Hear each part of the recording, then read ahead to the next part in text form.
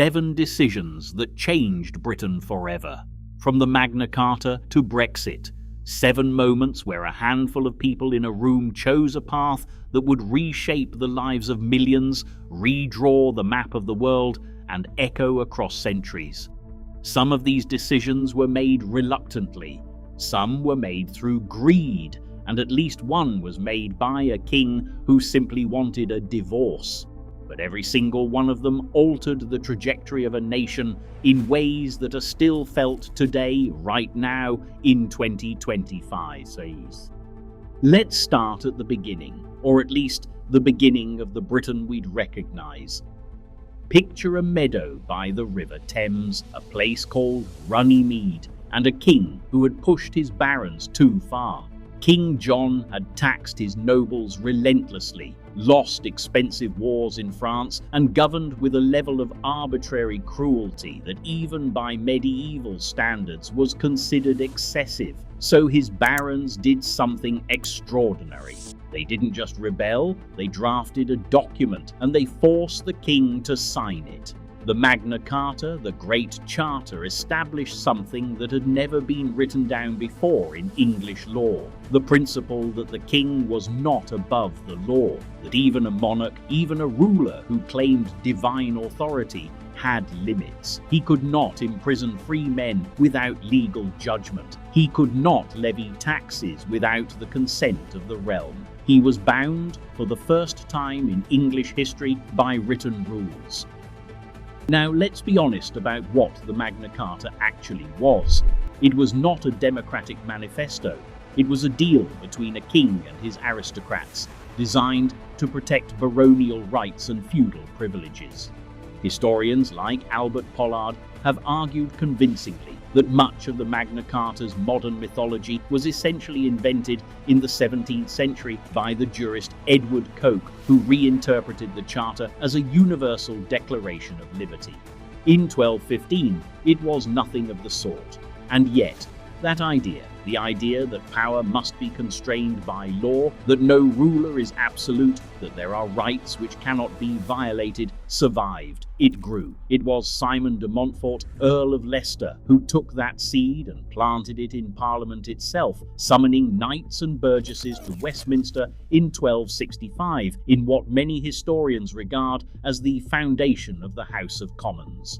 It became the foundation on which everything else we're about to discuss was built. Lord Denning, one of Britain's most distinguished 20th century judges, called it the greatest constitutional document of all time, the foundation of the freedom of the individual against the arbitrary authority of the despot. Today, only 4 original copies survive. 2 in cathedral churches at Lincoln and Salisbury, 2 in the British Library. By 1969, all but 3 of its 63 clauses had been repealed from English law. But the principle endures. The principle is everything. Now for one of the great ironies of British history. The English Reformation, the event that tore the country away from the Catholic Church, dissolved the monasteries, created a new national church, and fundamentally reshaped English identity for centuries, was not really about religion at all. It was about a woman, or more precisely, about an heir. Henry VIII needed a son. His wife, Catherine of Aragon, had failed to produce one. Henry became convinced their marriage was cursed by God, and he wanted an annulment. The Pope refused. And so Henry decided that if the Pope wouldn't give him what he wanted, he would simply remove the Pope from the equation entirely. On November 3rd, 1534, Parliament passed the Act of Supremacy, formally declaring Henry VIII the only supreme head of the Church of England. Thomas Cromwell, the King's chief minister, was the architect of this legislative revolution.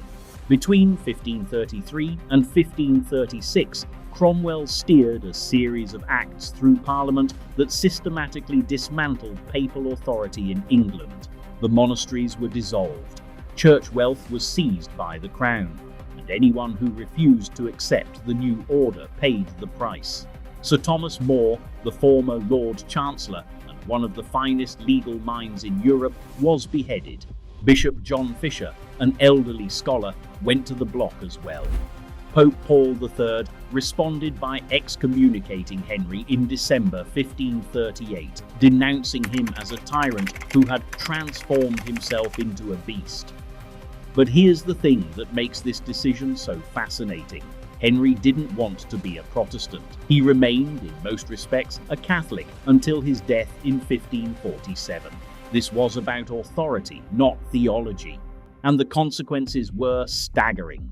Parliament was now supreme in religious matters. No change in the Church's organisation or belief system could be made without parliamentary approval.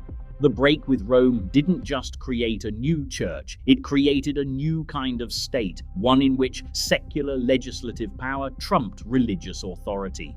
That precedent proved far more transformative than any question of who Henry would or wouldn't marry.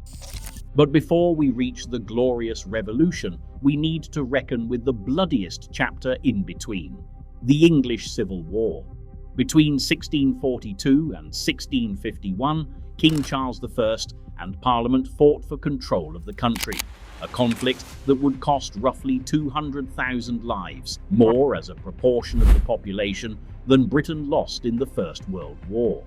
Oliver Cromwell, a Huntingdonshire Member of Parliament turned military commander, emerged as the dominant force on the parliamentary side. His new model army crushed the Royalists, and in January 1649, Charles I became the only English monarch ever to be tried and executed by his own parliament. It was the most radical constitutional rupture in English history. Cromwell ruled as Lord Protector until his death in 1658, and though the monarchy was restored 2 years later under Charles II, something had permanently shifted.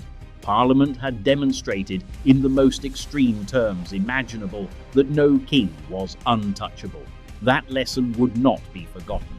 If the Magna Carta planted the seed of constitutional government, and the break with Rome gave Parliament new authority, and the Civil War proved that Parliament could bring a king to his knees, then the Glorious Revolution was the moment the whole system finally clicked into place. By the late 1680s, King James II was making himself deeply unpopular. He was Catholic, he was authoritarian, and he was clearly trying to reassert royal supremacy over Parliament. A group of Protestant nobles, later known as the Immortal Seven, took a drastic step. They wrote a letter to William of Orange, the Dutch stadtholder and James's own nephew, inviting him to invade England. William landed on November 5, 1688. James fled to France. And just like that, without a major battle on English soil, the country changed hands. But the real revolution wasn't military, it was legal. On January 22nd, 1689, a convention parliament met to sort out the mess. The result was the Declaration of Rights, later formalized as the Bill of Rights. This document did something no previous settlement had done so definitively. It shackled the king to Parliament. The monarch could not suspend laws, could not levy taxes without parliamentary consent, could not maintain a standing army in peacetime without Parliament's approval. The principles of hereditary succession were abandoned. William and Mary were crowned in April 1689, not because of divine right, but because Parliament said so. The monarchy in England would never hold absolute power again. This was the birth of constitutional monarchy as we know it, and it happened not through a grand philosophical treatise, but through a pragmatic, messy political deal hammered out in the aftermath of what was essentially a coup.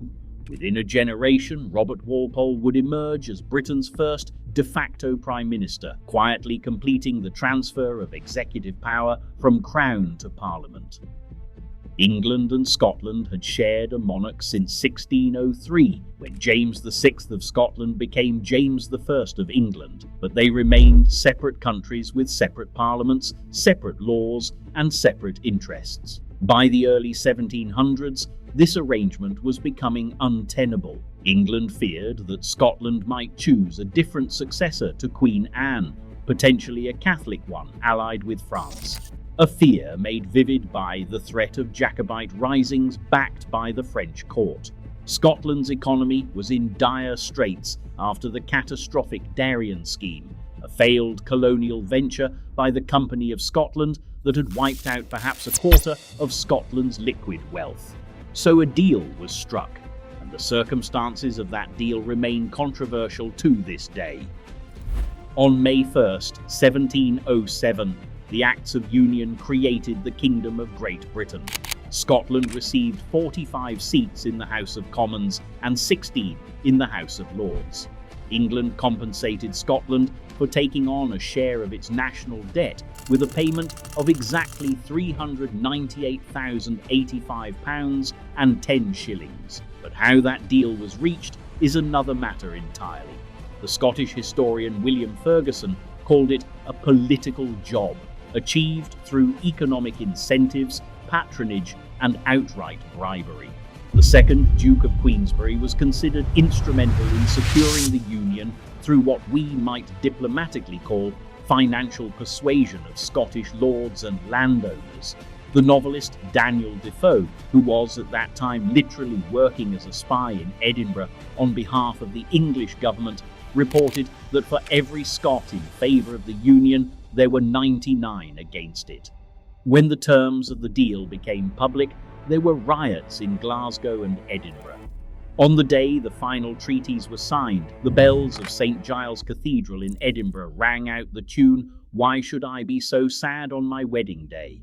More recent scholarship has challenged the bribery thesis, pointing to religious motivations. Scotland's Presbyterian Church had compelling reasons to view union with England as protection against Jacobitism and Catholic France.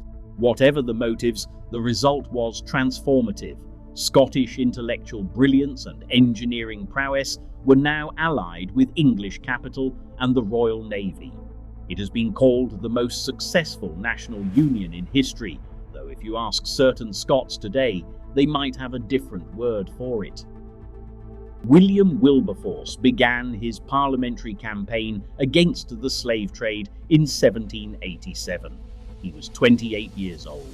He would spend the next 46 years of his life fighting, debating, losing, and fighting again. The Slave Trade Act of 1807 was a crucial first step, banning British ships from carrying enslaved people. But it didn't free anyone who was already enslaved. That would take another 26 years. On July the 26th, 1833, the Slavery Abolition Act passed its third reading in the House of Commons. On August 29th, it was formally enacted. More than 800,000 enslaved Africans across the Caribbean, South Africa, and Canada were freed.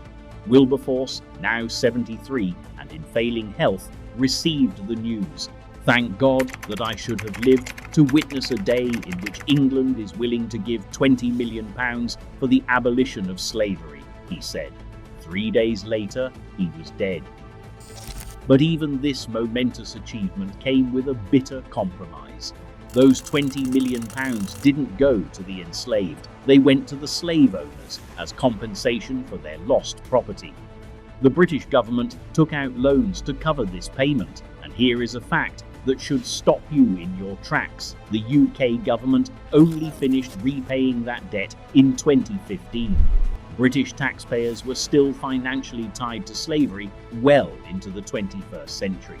The decision also carried global consequences. Britain formed the West Africa Squadron, a naval force dedicated to intercepting slave ships. Vessels like HMS Black Joke became famous for the chase, which went on to free 150,000 Africans. Naval dominance was translated into the active imposition of Britain's moral stance on other empires. It was abolition backed by cannon fire. And in the decades that followed, the Great Reform Act of 1832 began extending that same logic of rights and representation to the British electorate itself, gradually widening the franchise that Wilberforce's generation had fought to make meaningful. On September 3rd, 1939, at 11:15 in the morning, Neville Chamberlain addressed the nation by radio. "I have to tell you that no such undertaking has been received," he said, "and that consequently this country is at war with Germany. You could hear the defeat in his voice. You can imagine what a bitter blow it is to me that all my long struggle to win peace has failed. Declaring war was not the decision that truly changed Britain, though. The real decision came 8 months later, in May 1940, behind closed doors, in perhaps the most consequential cabinet meetings of the 20th century. France was falling, the British Army was trapped at Dunkirk, and the War Cabinet was split. Foreign Secretary Lord Halifax argued that Britain should explore peace terms with Germany through Italian intermediaries. This was not cowardice. Halifax was a patriot who couldn't realistically see how Britain could win the war if France surrendered. His position was rational, it was logical, and it was supported by considerable opinion within the government. Winston Churchill, who had only just become Prime Minister, argued for fighting on. Between Friday the 26th of May and Tuesday the 28th, the War Cabinet met daily, sometimes several times a day. The evacuation of Dunkirk was happening in real time in the background, with over 200,000 British troops and 100,000 French troops being pulled off the beaches, even as these men argued about the future of civilization. Churchill made his case with characteristic force. Peace and security might be achieved under a German domination of Europe, he acknowledged, that we could never accept. Addressing the full cabinet, he declared, "If this Long Island story of ours is to end at last, let it end only when each one of us lies choking in his own blood upon the ground." Halifax was furious. He wrote in his diary that Churchill had talked the most frightful rot, and that it drives me to despair when he works himself up into a position of emotion when he ought to make his brain think and reason. The cabinet backed Churchill. Britain fought on, but it was a closer call than most people realise. And so we arrive at the most recent decision on this list, and perhaps the most divisive. On June 23, 2016, 51.9% of British voters chose to leave the European Union. 48.1% voted to remain. A margin of less than 4 percentage points reshaped the country's future. Prime Minister David Cameron, who had called the referendum, resigned the following morning. His successor, Theresa May, failed to pass a withdrawal deal 3 times before stepping down. Brexit was eventually delivered by Boris Johnson in 2020. Since the referendum, no Prime Minister has lasted longer than 3 years, and one lasted just 49 days. The economic data, now that we have nearly a decade of evidence, is stark. Stanford professor Nicholas Bloom estimates that by 2025, UK GDP per capita was 6 to 8% lower than it would have been without Brexit. Investment fell 12 to 18% below projected levels. Employment dropped 3 to 4%. The pound operated roughly 10% below its June 2016 value, spending 98% of post-referendum trading days below €1.20. Bloomberg Economics Research estimates the annual cost to the UK economy at somewhere between £100 billion and £200 billion. Economists had predicted a long-run GDP loss of about 4%.